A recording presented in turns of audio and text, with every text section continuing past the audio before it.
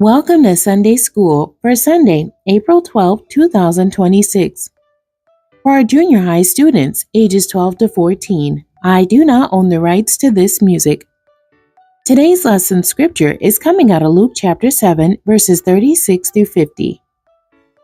The title of today's story, Forgive and Live On. Micah was enjoying his class trip. The Central High freshmen were touring 3 historical Black universities in order to get a glimpse into the life of a college student and learn more about their African American heritage. They even got to hear Michelle Obama speak at Tuskegee University. However, the trip was also very eye-opening. The students learned a lot about the history of slavery in the United States, including the brutal conditions that the enslaved worked under. Micah was shocked by some of the things he learned and did a lot of thinking about his heritage during the rest of the trip. When Micah came home, his mother asked how the trip was. Micah told her about all the exciting parts, including seeing Michelle Obama, but then stopped. "What's wrong?" his mother asked.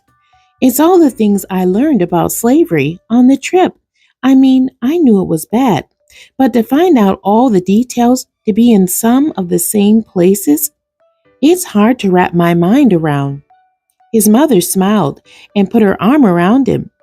Prejudice was very real then, and it's still very real today.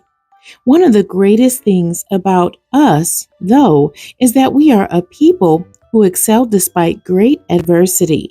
It's not easy, but we try to forgive and move on. When you forgive, you can live. The memory verse, "Wherefore I say unto thee, her sins which are many are forgiven, for she loved much, but to whom little is forgiven, the same loveth little," from Luke chapter 7, verse 47. Our lesson scripture, Luke chapter 7, verses 36 through 50. "And one of the Pharisees desired him that he would eat with him. And he went into the Pharisee's house and sat down to meat. And behold, a woman in the city, which was a sinner, when she knew that Jesus sat at meat in the Pharisee's house, brought an alabaster box of ointment, and stood at his feet behind him, weeping, and began to wash his feet with tears, and did wipe them with the hairs of her head, and kissed his feet, and anointed them with the ointment.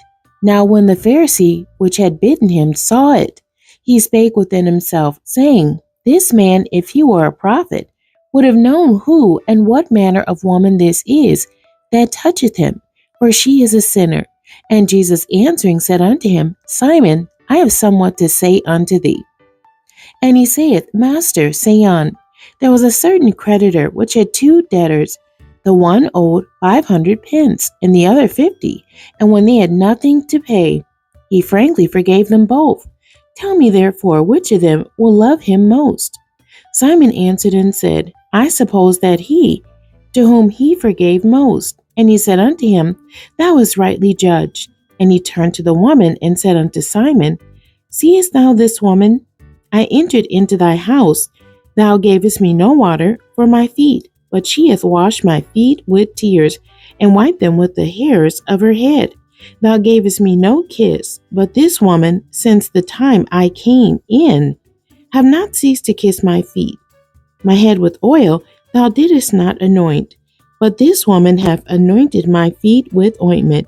Wherefore I say unto thee, her sins which are many are forgiven. For she loved much, but to whom little is forgiven, the same loveth little. And he said unto her, Thy sins are forgiven. And they that sat at meat with him began to say within themselves, Who is this that forgiveth sins also? And he said to the woman, Thy faith hath saved thee. Go in peace. A reversal of shame. Peter asked Jesus a very important question: how many times he should forgive a person. Jesus gave Peter a number that was symbolic of endless and repeated forgiveness, 70 times. 7. The message is that God has forgiven us repeatedly, so we must do the same. Forgiveness cleans the soul and frees the spirit. Forgiving means to stop feeling angry or resentful towards someone who has offended you in any way. How to forgive. Number one, forgive without limits. Number two, forgive everyone regardless of how difficult it could be.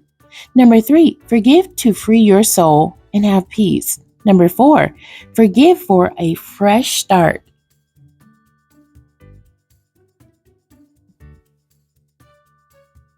The forgiven forgives. Number one, break into two groups. Number two, in your group, prepare two lists, those you need to forgive and those you have forgiven. Number three, afterward, pray together asking God for guidance in this process. Fresh start. Sometimes people are remorseful to the point of tears about something they did or said that was offensive to hurt another. Where can they turn for help? Jesus' response to a sinful woman provided forgiveness and peace because she loved him so much. Micah had a wonderful experience during his trip to three historically black universities, and to hear the First Lady speak, he learned a lot about African American history, as well as forgiveness. Do you think that you achieve a level of freedom when you forgive? I forgive.